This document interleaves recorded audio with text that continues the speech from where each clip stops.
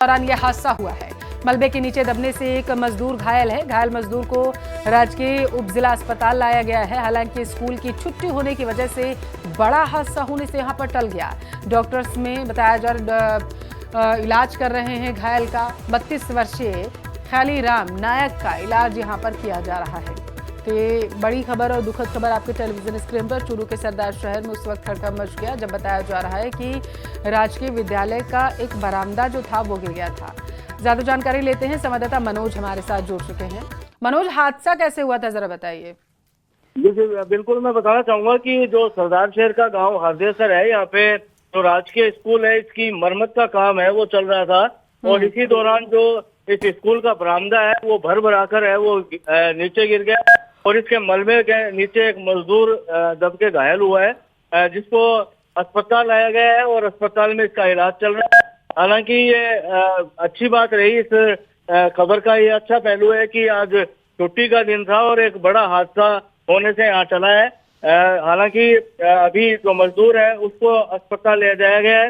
मजदूर है वो 32 वर्षीय ख्याली राम नायक है, जिसका अस्पताल में अभी इलाज चल रहा है और चिकित्सकों के द्वारा उसकी हालत है वो स्थिर बताई जा रही है। जी, आज रविवार का दिन है, इस वजह से स्कूलों में छुट्टी थी, बड़ा हादसा होने से टल गया। लेकिन अगर अन्य कोई दिन होता तो यहाँ पर बड़ा हादसा हो सकता था। मनोज जी बिल्कुल, ये स्वाभाविक है कि अगर स्कूल का समय होता और स्कूल के अंदर बच्चे होते और उस वक्त ये बरामदा इस तरह से अगर भर भरा कर गिरता और इस मलबे के नीचे एक दर्दनाक हादसा होने की संभावना है, उससे इनकार यहाँ नहीं किया जा सकता।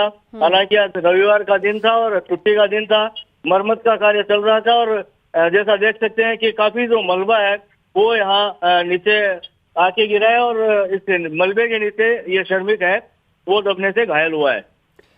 मनोज, जरा ये बताइएगा कि यहाँ पर मरम्मत का कार्य कब से चल रहा था जहाँ पर यह हादसा हुआ है? ये अभी क्लियर नहीं हो पाया है कि ये जो मरम्मत का काम है वो कितने दिनों से चल रहा था। लेकिन अभी जो हाल फिलहाल के अंदर जो झालावाड़ का मामला हुआ है उसके बाद काफी जो जर्जर स्कूल हैं उनको प्रशासन के द्वारा चिन्हित किया गया है। कल जो प्रभारी मंत्री अविनाश गहलोत आए थे उनके द्वारा भी जो इस तरह के आदेश हैं वो निकाले गए थे और उसके बाद से जो जर्जर स्कूलें हैं इस क्षेत्र के अंदर, चूरू जिले के अंदर, उनका जो बजट है वो स्वीकृत हुआ है और उसके बाद कई स्कूलों में मरम्मत का काम भी शुरू हुआ है। जी, हादसे के बाद प्रशासन नींद से जागा है निश्चित तौर पर। एक बार जरा तस्वीरें आपको दर्शकों को बता देते हैं, उसके बाद मनोज आपके पास वापस आएंगे।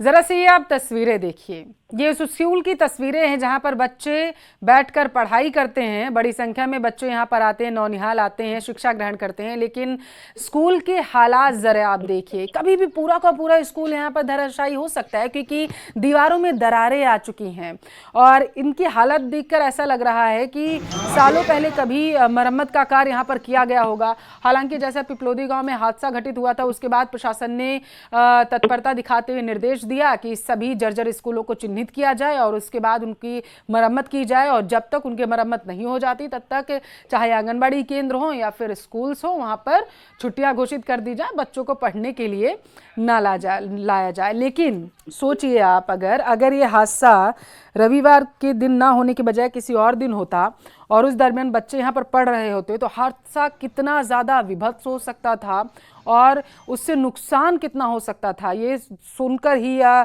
सोचकर ही किसी की भी रूह कांप सकती है। क्योंकि हाल ही में हादसा हमने देखा था जो पिपलोदी गांव में घटित हुआ था, उसके बाद वहाँ पर परिजनों का रो रो कर बुरा हाल हो गया था।